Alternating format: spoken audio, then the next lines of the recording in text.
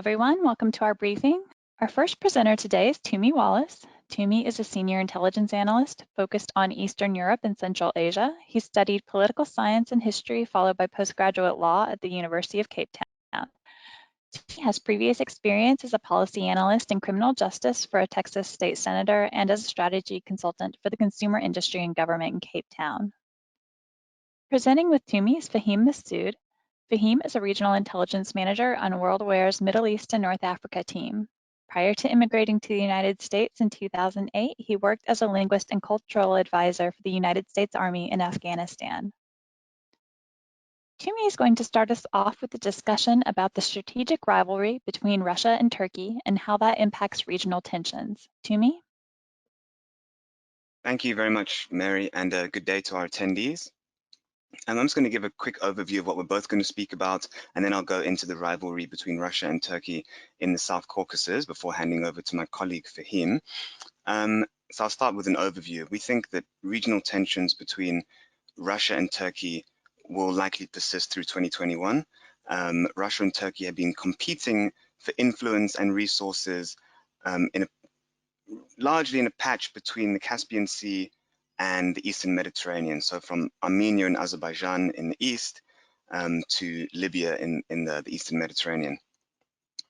As a result of that, the security environment in the South Caucasus, the Eastern Mediterranean, and that wider Middle East region has been undergoing some geopolitical transformation, and we assess this will continue through 2021. Turkey has been increasingly assertive in recent years, and this has coincided with Russia's reassertion of its historic role in the region. The Arab Spring of 2011 and the subsequent collapse or destabilization of several regional governments, including Syria and Libya, prompted intervention by Russia and Turkey. And then these nations have then attempted to reshape the region for their own political and economic benefit. Events in this region, particularly in Syria and Libya, have frequently but indirectly pitted Russia against Turkey. However, while Ankara and Moscow's interests are often not aligned and they sometimes overtly collide, there are plenty of opportunities for cooperation, particularly in security and trade. The two countries will likely continue to work together on security and conflict resolution in Syria, and work closely to guarantee peace in the South Caucasus. However, their interests will likely remain opposed in Libya. Now focusing on the South Caucasus, Armenia and Azerbaijan signed a peace deal on the 10th of November last year, ending hostilities over Nagorno-Karabakh. Russia mediated this peace accord, somewhat reaffirming their role as the leading power and guarantor of peace in that region. And the deal formalizes that position by calling on Russia to deploy almost 2,000 peacekeepers to the region. Moscow has, in this way, gained a formal security foothold and increased its political influence in the region. And this is particularly important in the case of Azerbaijan, where Russian influence had been waning. Baku has forged strategic ties with Turkey, and it has diversified its defense spending, while Armenia has forged closer ties with the EU. However, as the de facto guarantor of the safety of ethnic Armenians who have remained in Nagorno-Karabakh, Russia's political influence over Armenia will undoubtedly increase. Furthermore, Armenia remains within Russia's security orbit as a member of the Russia-led Collective Security Treaty Organization and a major buyer of Russian military hardware. Now, Russia officially remained neutral in this conflict. Turkey, however, overtly supported Azerbaijan and has since deployed a small contingent of military personnel to assist Azerbaijan with demining and to monitor the ceasefire.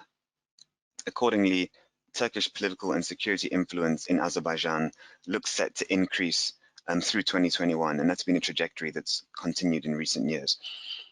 The resolution of the Nagorno-Karabakh conflict and the subsequent deployment of Turkish troops alongside Russian peacekeepers presents a clear opportunity for these two nations to cooperate in their respective peacekeeping operations.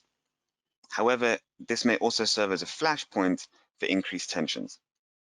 While the end of the conflict has resulted in significant diplomatic and security advantages for Turkey, Ankara will likely seek to further achieve recognition as a regional power, possibly through formal inclusion in the OSCE Minsk group or some other new supranational body. I'll now hand over to my colleague Fahim.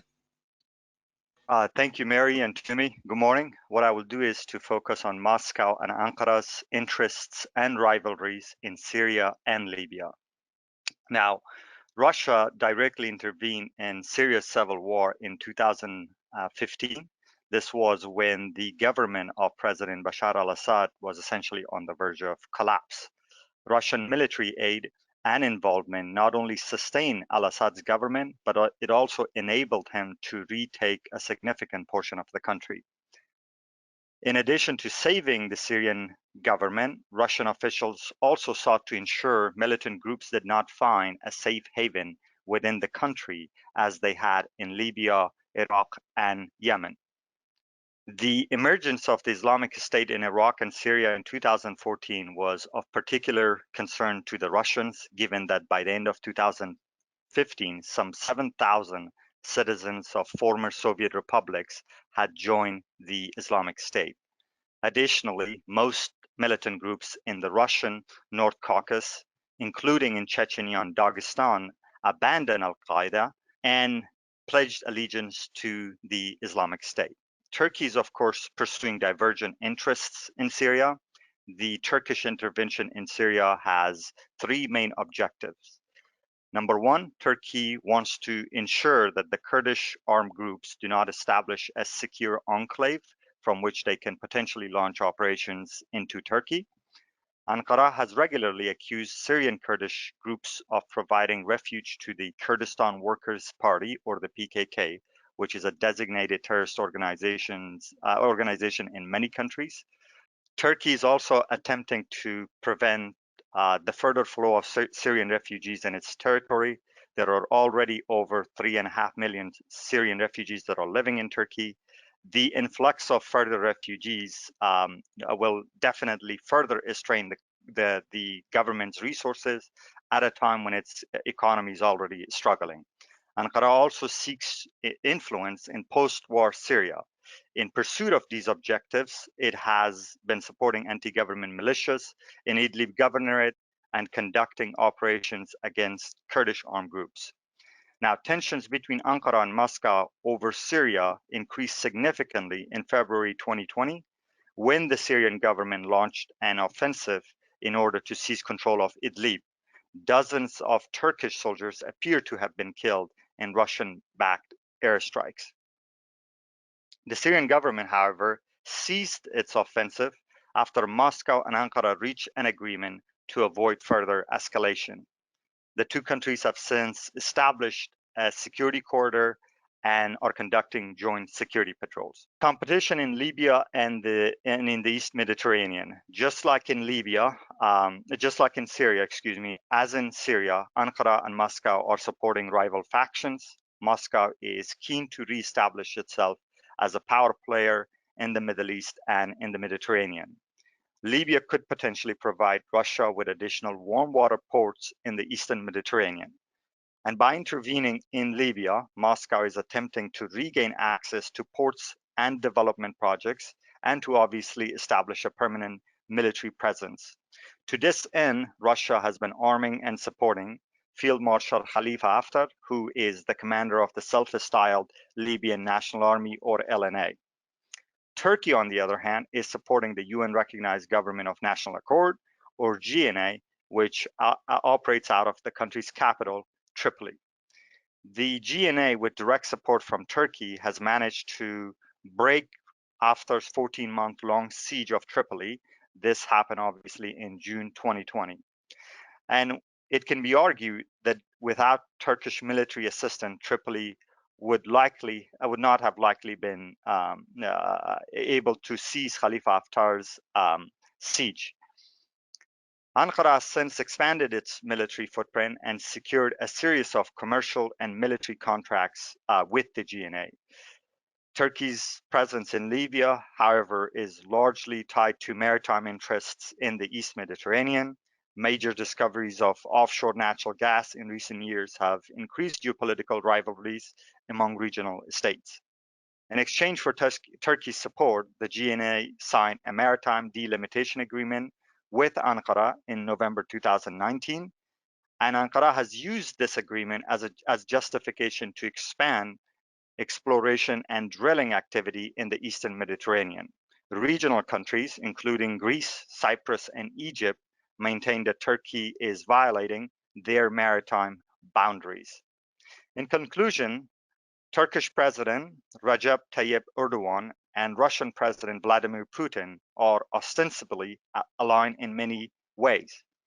However, they will continue to aggressively pursue their own interests. This might mean cooperation in some areas, particularly as far as security and trade are involved, while competing for influence throughout the Mediterranean, Levant, and the South Caucasus.